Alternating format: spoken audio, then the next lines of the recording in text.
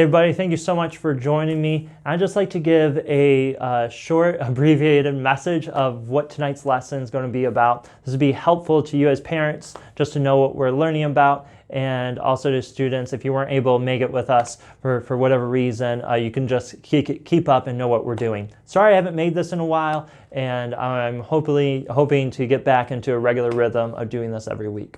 But here we are in a series called Who is the Lord? And we're looking at the plagues of Egypt. And in this, God sends plagues upon Egypt to show who he is. And we're in the second grouping of plagues, and so plagues 4, 5, and 6. And in this, God emphasizes that he is going to treat his people differently, that he's going to protect his people. And he really shows that he is the protector. The Lord is our protector. And so this is what he says through Moses to Pharaoh in chapter 8, verse 22 and 23. He says, "But on that day I will deal differently with the land of Goshen where my people live.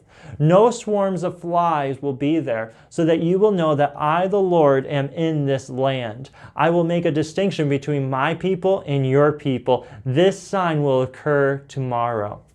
And so what we see here is that God is the protector of his people Israel, is that he's not going to send them judgment, but he's giving them grace and favor. What's interesting about this is that the people of Israel at this point, the last we saw, were not worshiping God. They were not believing or trusting in him. They had rejected him, turned their backs upon him because of the oppression of Egypt was so heavy that they just couldn't believe in him and they couldn't follow him. And so God is showing his commitment to people who aren't committed to him. He's being faithful to his promise that he made to Abraham and to his covenant that he made to these people. He's keeping his word and he's being committed to them. And so we ask and be like, Israel deserves God's judgment just as much as Egypt does. Why does Israel not receive judgment but receive this grace? What did they do to deserve this? And the answer is absolutely nothing.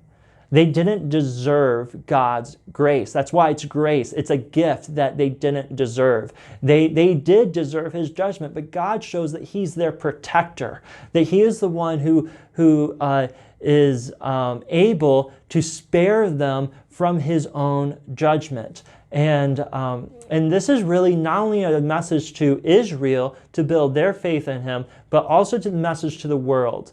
That the Egyptians would have seen this, and the message that was there to them and Pharaoh is to say, you know what, if we turn to God, how can I become his people? He's protecting them so much. He is protecting them, their animals from all these judgments. How can I be a part of that? How can I make this God my God? And, God says, I'm doing this so that you know that I am the Lord in the midst of the land, that he is there and he is all powerful and no God is able to compare to him. He's able to protect his people. God is the protector, and he is the one who is able to deliver his people out of slavery. As you think about this, I'm sure you might be thinking of your salvation, of how Jesus Christ took God's judgment for us and gave us grace, that he protected us from God's wrath, and he sheltered us from that and spared us from that and gave us grace and love and mercy. And in Ephesians 2, it tells us why. Why would God send his son to save us from our sins? What did we do to deserve that? And it says, in short, it says you did absolutely nothing to deserve it. But it says in verse 4 through 7, it talks about that God is rich in mercy, that he saved us because he's rich in mercy. With his great love, he loved us. And so he saved us because he loves us greatly and because of who he is, that he is a God of love. And then it also says in verse 7 to show the riches of his grace, of kindness towards us. And so he wanted to show off and show the world how rich he is in grace by giving us grace and giving us that grace upon grace that we need every day. This is something so amazing. It is something we don't deserve, and yet God gives to us, just like he did for Israel.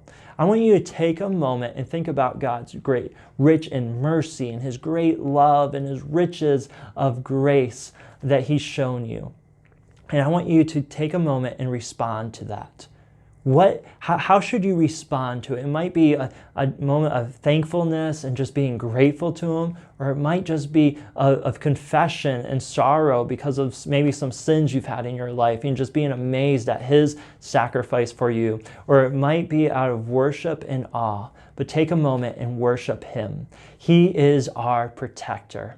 Well, this is what we're learning about in youth group, and thank you so much for watching. Have a great week. Bye.